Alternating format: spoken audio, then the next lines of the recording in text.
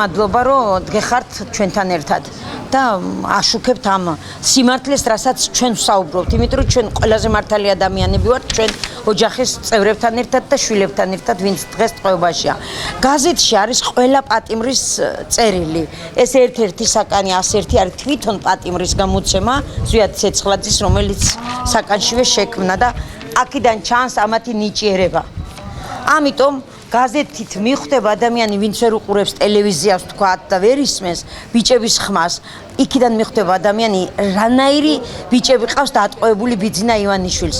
ბიჭები, რომლებიც გენიოსები არიან, მათსავეთ არ არიან რა, ცოტა twin გადაბრუნებულები, ესენი თვითონ წერენ. მათ სამაგიეროდ ყველა მთავრობის წევრს უწერს ვიღაცა და მერე ძლივს კითხულობენ იმ რაღაცას.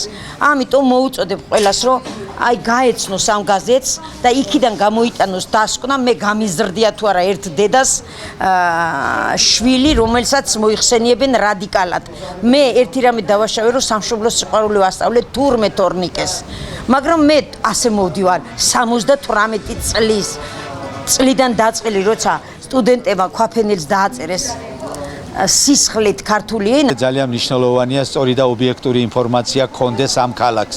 ჩვენ ვიცით პროპაგანდის ძალიან ვერაგი ფორმები, როგორ ავრცელებენ და როგორ უტენიან თავში ტყუილებს საზოგადოებას. აქედან გამომდინარე ჩვენ ვალდებული ვართ, განსაკუთრებით პატიმრების ოჯახის წევრები, რომ ჩვენი პატიმრების შესახებ სწორი და ობიექტური ინფორმაცია მივაწოდოთ საზოგადოებას.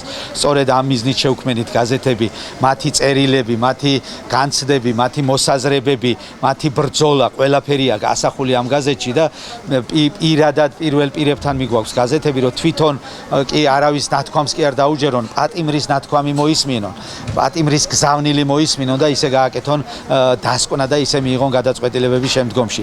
ეს არის ძალიან სწორი ფორმა პარალელურ რეჟიმში, გაზეთების დარიგების პარალელურ რეჟიმში ჩვენ ვატაროთ აგიტაცია ბოიკოტთან დაკავშირებით. ჩვენ ბოიკოტის მომხრე ვართ და ვეუბნებით, რომ არჩევნებში არ უნდა წავიდნენ, ეს არის რუსული სპეცოპერაცია და ყველა აქციებში, ყველა გარეთ, ყველა ქუჩაში იმისათვის, რომ ნორმალური წესიერი დემოკრატიული სამართლიანი მთავრობა მოვიყვანოთ ქვეყანაში და სამართლიანი სახელმწიფო ჩამოვაყალიბოთ. ჩვენი სათქმელი არის ის, რომ გამოფხიზლდნენ გორელები, მიუხედავად იმისა, ყველაზე დიდი ნაომარი და ნაბრძოლი ქალაქი ეს არის, რაც რუსეთმა ამათ ჩემ გორს დამართა, მე თვითონაც გორიდან ვარ. რაც რუსეთმა ამ გორს დამართა და ჩვენ მოსაზღვრე სოფლებს ზემოთ, ნამდვილად გორელები უნდა იღებდნენ ხმას. გორელები არ ნაპატიობდნენ ის თავმჯდომარე რო ყავთ აქ რაზმაძე. რანაირად შეიძლება კაცმა თქვას ისა, რომ ჯერ ჩვენი მთავრობის წარმომადგენლები ხო იძახის თია წულუკიანი, რომ ომი საქართველოს დაიწყო. ესენიც ადასტურებენ იმას, რომ თურმე რუსები სამშვიდობოები ყოფილან და ქართველები მოროდიორობდნენ აქაო. როგორ არასწხვენიათ, მართლა ხან შემწხვება ხოლმე, რომ ჩემმა გორელებმა ესეთი რამე როგორ უნდა თქვან, როცა რამდენი უბედურება გადაიტანეს, რომ საერთოდ გაქცეულები იყვნენ და დაცლილი იყო სოფლები აქედან.